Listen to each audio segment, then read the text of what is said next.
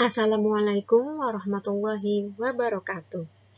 Kami dari kelompok kelas 2G Prodi D3 Akuntansi akan mempresentasikan salah satu materi MSDM, yaitu pengembangan sumber daya manusia.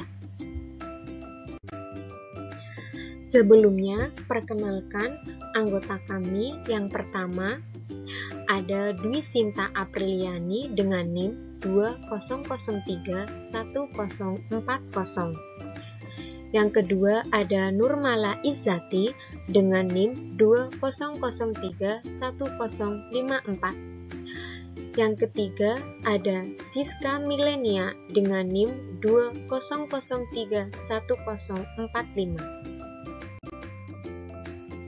Yang keempat ada Nurul Amalia Armeta dengan NIM 20031053. Yang kelima ada Rizka Monita Putri dengan NIM 20031055.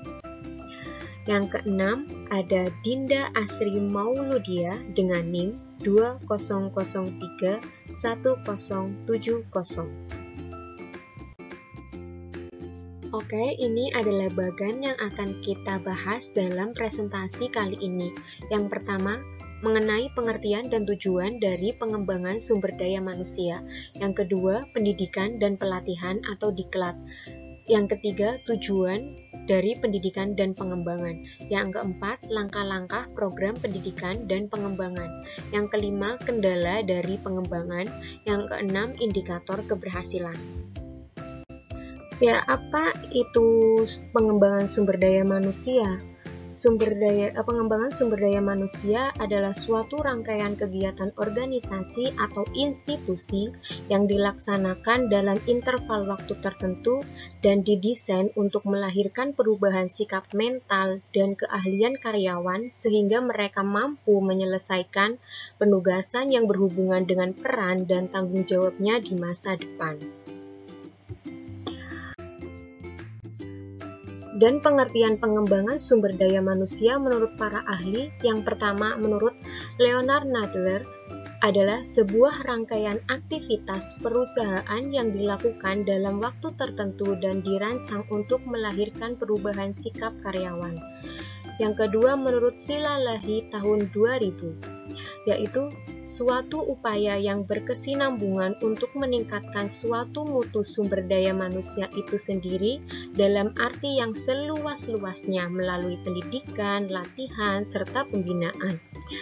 Yang ketiga menurut Profesor T.V. Rao, yaitu proses di mana karyawan dalam sebuah perusahaan dibantu secara terencana untuk meningkatkan kemampuan sehingga bisa menyelesaikan berbagai macam tugas yang berhubungan dengan peran mereka di masa depan. Yang terakhir menurut Seda Maryanti, yaitu suatu usaha yang bertujuan menghasilkan kerangka kerja yang bertalian secara logis dan komprehensif untuk mengembangkan lingkungan di mana karyawan didorong belajar untuk berkembang.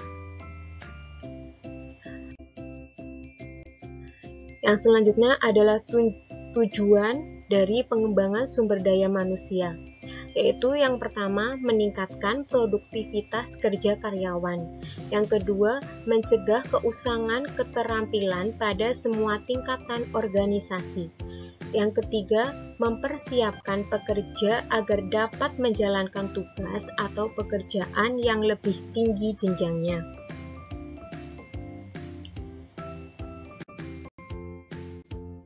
Selanjutnya adalah pendidikan dan pelatihan atau diklat. Menurut para ahli, yang pertama menurut Sastra Dipora, pendidikan atau education sumber daya manusia merupakan proses pengembangan jangka panjang yang mencakup pengajaran dan praktek sistematik yang menekankan pada konsep-konsep teoritis atau teori dan abstrak. Pelatihan atau training adalah salah satu jenis proses belajar untuk memperoleh dan meningkatkan keterampilan di luar sistem pendidikan yang berlaku dalam waktu yang relatif singkat dan dengan metode yang lebih mengutamakan praktek daripada teori. Yang kedua, menurut Suprihanto, pendidikan, menurut Suprihanto, adalah suatu kegiatan untuk memperbaiki kemampuan karyawan dengan cara meningkatkan pengetahuan tentang pengetahuan umum dan ekonomi, termasuk peningkatan penguasaan teori pengambilan keputusan dalam menghadapi persoalan suatu organisasi. Selanjutnya adalah tujuan dari pelatihan dan pengembangan sumber daya manusia. Yang pertama yaitu memperbaiki kinerja. Karyawan-karyawan yang bekerja secara tidak memuaskan karena kekurangan keterampilan merupakan calon utama untuk diberikan pelatihan dan pengembangan. Yang kedua yaitu memutakhirkan keahlian para karyawan sejalan dengan kemajuan teknologi. Melalui pelatihan pelatih atau trainer, memastikan bahwa karyawan dapat mengaplikasikan teknologi baru secara efektif dan efisien. Yang ketiga, mengurangi waktu belajar bagi karyawan baru supaya menjadi kompeten dalam pekerjaan. Karyawan baru seringkali tidak menguasai keahlian dan kemampuan yang dibutuhkan untuk menjadi job kompeten, yaitu mampu mencapai output dan standar mutu yang diharapkan. Selanjutnya, membantu memecahkan permasalahan organisasional. Para manajer harus mencapai tujuan mereka dengan kelangkaan dan kelimpahan sumber daya yang ada. Yang selanjutnya, mempersiapkan karyawan untuk promosi. Salah satu cara untuk menarik, menahan, dan memotivasi karyawan yaitu melalui program pengembangan karir yang sistematik. Yang selanjutnya, mengorientasikan karyawan terhadap organisasi. Selama beberapa hari pertama di pekerjaan karyawan baru, membentuk kesan pertama mereka terhadap organisasi dan tim manajemen mereka. Yang terakhir yaitu memenuhi kebutuhan pertumbuhan pribadi. Pelatihan dan pengembangan dapat memainkan peran ganda dengan menyediakan aktivitas-aktivitas yang menghasilkan efektivitas organisasional yang lebih besar dan meningkatkan pertumbuhan pribadi bagi semua karyawan. Yang selanjutnya adalah manfaat nyata yang diperoleh dengan adanya pelatihan dan pengembangan adalah yang pertama, meningkatkan kuantitas dan kualitas produktivitas karyawan. Yang kedua yaitu mengurangi waktu belajar yang diperlukan karyawan agar mencapai standar kinerja yang dapat diterima atau job kompeten. Yang ketiga, menciptakan sikap, loyalitas, dan kerjasama yang lebih menguntungkan. Yang keempat, memenuhi kebutuhan perencanaan sumber daya manusia. Yang kelima, mengurangi jumlah dan biaya kecelakaan kerja. Yang terakhir, membantu karyawan dalam peningkatan dan pengembangan pribadi. Tujuan pengembangan pada hakikatnya menyangkut hal-hal sebagai berikut ini. Yang pertama adalah produktivitas kerja. Dengan pengembangan, produktivitas kerja karyawan akan meningkat. Kualitas dan kuantitas produksi semakin baik, karena technical skill, human skill, dan managerial skill-nya karyawan yang semakin baik dan semakin bagus. Yang kedua adalah karir. Dengan pengembangan, kesempatan untuk meningkatkan karir seseorang atau karyawan akan semakin besar karena keahlian, keterampilan, dan prestasi kerjanya yang lebih baik. Suatu promosi itu biasanya didasarkan pada suatu keahlian dan prestasi kerja seseorang. Yang ketiga, efisiensi. Pengembangan karyawan bertujuan untuk meningkatkan efisiensi tenaga, waktu, bahan baku, dan mengurangi daya mesin-mesin yang digunakan di perusahaan. Yang keempat adalah konseptual. Dengan pengembangan, manajer semakin cakap dan semakin cepat dalam mengambil keputusan yang lebih baik. Yang kelima adalah konsumen. Pengembangan karyawan akan memberikan manfaat yang baik bagi masyarakat konsumen karena mereka akan memperoleh barang atau pelayanan yang lebih baik dan lebih bermutu. Yang keenam adalah moral. Dengan pengembangan, moral karyawan akan lebih baik karena keahlian dan keterampilannya sesuai dengan pekerjaannya. Sehingga mereka itu antusias untuk menyelesaikan pekerjaannya dengan lebih baik dan lebih terampil. Yang ketujuh adalah pelayanan. Pengembangan itu sendiri bertujuan untuk meningkatkan pelayanan yang lebih baik dari karyawan kepada nasabah atau customer perusahaan. Karena pemberian pelayanan yang baik merupakan suatu daya tarik tersendiri yang sangat penting bagi perusahaan itu sendiri di mata para customer atau pelanggan maupun rekan-rekan yang lain. Maka perusahaan tersebut akan lebih baik di mata mereka. Yang selanjutnya kedelapan adalah balas jasa. Dengan pengembangan balas jasa yang berupa gaji, upah, insentif, dan benefit karyawan akan meningkat karena prestasi kerja mereka yang semakin besar, semakin meningkat, dan semakin terampil dan baik. Yang kesembilan adalah kecelakaan. Pengembangan bertujuan untuk mengurangi tingkat kecelakaan karyawan dalam bekerja, sehingga jumlah biaya pengobatan yang dikeluarkan perusahaan akan semakin berkurang. Yang ke-10 adalah kepemimpinan. Dengan pengembangan, jiwa kepemimpinan atau sikap leadership seseorang lebih baik, motivasinya lebih terarah, sehingga pembinaan kerja akan semakin baik, semakin harmonis, dan semakin sinkron.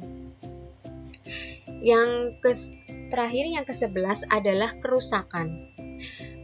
Pengembangan bertujuan untuk mengurangi kerusakan barang, produksi, dan barang ataupun mesin-mesin, karena karyawan semakin ahli dan terampil serta lebih teliti dalam melakukan pekerjaannya. Yang selanjutnya adalah langkah-langkah program pengembangan dan pelatihan. Yang pertama itu adalah analisis kebutuhan. Dengan cara identifikasikan keterampilan kinerja jabatan yang akan diperbaiki. Analisis audiens atau peserta bahwa program sesuai dengan tingkat pendidikan, keterampilan, sikap, dan motivasi karyawan itu sendiri. Langkah yang kedua adalah rancangan instruksional.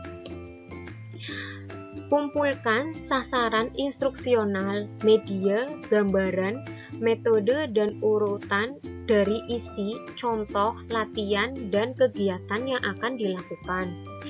Pastikanlah semua bahan untuk pelatihan telah disiapkan sesuai dengan sasaran yang telah ditetapkan dan dilakukan analisis terlebih dahulu. Yang langkah terakhir adalah keabsahan. Perkenalkan dan sahkan pelatihan di hadapan para audiens atau di hadapan para peserta. Implementasikan. Doronglah keberhasilan dengan lokakarya dengan pelatihan yang berfokus pada penyajian keterampilan selain isi dari pelatihan itu sendiri. Yang terakhir itu evaluasi dan tindak lanjut dari program yang telah dilakukan. Kendala-kendala yang terdapat dalam pengembangan. Yang pertama, dari peserta itu sendiri. Peserta pengembangan mempunyai latar belakang yang tidak sama atau heterogen, seperti pendidikan dasarnya, pengalaman kerjanya, dan usianya. Yang kedua, pelatih atau instruktur. Pelatih atau instruktur yang ahli dan cakap mentransfer pengetahuannya kepada para peserta latihan dan pendidikan itu sulit didapat. Akibatnya, sasaran yang diinginkan tidak tercapai. Yang ketiga, fasilitas pengembangan. Fasilitas sarana dan prasarana pengembangan yang dibutuhkan untuk latihan dan pendidikan sangat kurang atau tidak baik. Atau sarana dan prasarananya itu kurang memadai. Yang keempat, kurikulum. Kurikulum yang ditetapkan dan diajarkan kurang serasi atau menyimpang serta tidak sistematis atau tidak sinkron untuk mendukung sasaran yang diinginkan oleh pekerjaan atau jabatan peserta yang bersangkutan. Yang kelima, dana pengembangan. Dana yang tersedia untuk pengembangan sangat terbatas, sehingga sering dilakukan secara terpaksa. Bahkan pelatih maupun sarananya kurang memenuhi persyaratan yang dibutuhkan.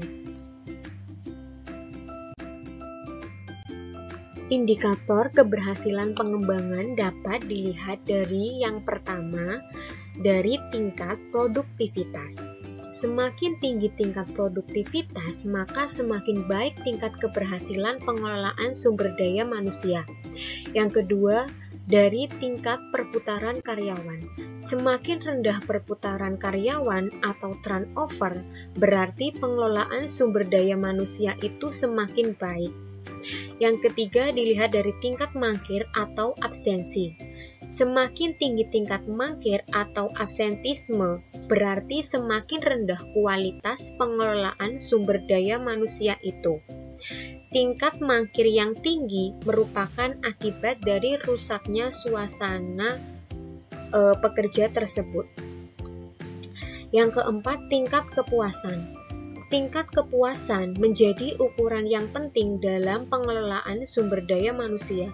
Setiap karyawan dalam membuat transaksi pertukaran dengan perusahaan memiliki ekspektasi tertentu atau harapan tertentu kepada perusahaan tersebut. Pencapaian tersebut merupakan sumber kepuasan dari karyawan sendiri. Tidak terasa ternyata saya sudah di akhir presentasi. Thank you for watching and for your attention. Stay safe and healthy. Have a great day. Terima kasih. Wassalamualaikum warahmatullahi wabarakatuh.